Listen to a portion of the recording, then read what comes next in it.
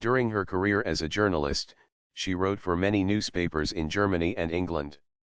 Born Sylvia von Halle in Hamburg, von Harden, she chose the name as an aristocratic pseudonym, wrote a literary column for the monthly Das Junge Deutschland, the Young Germany, from 1918 to 1920, and wrote for Die Rote Erde, the Red Earth, from 1919 to 1923.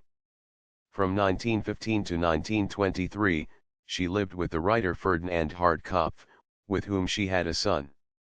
During the 1920s she lived in Berlin, and published 2 volumes of poetry in 1920 and 1927.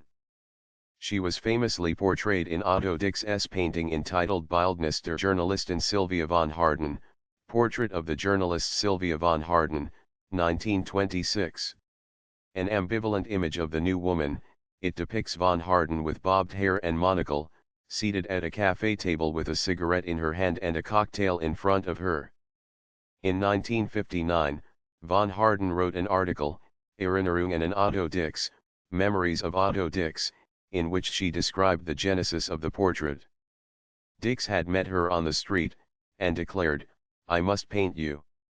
I simply must."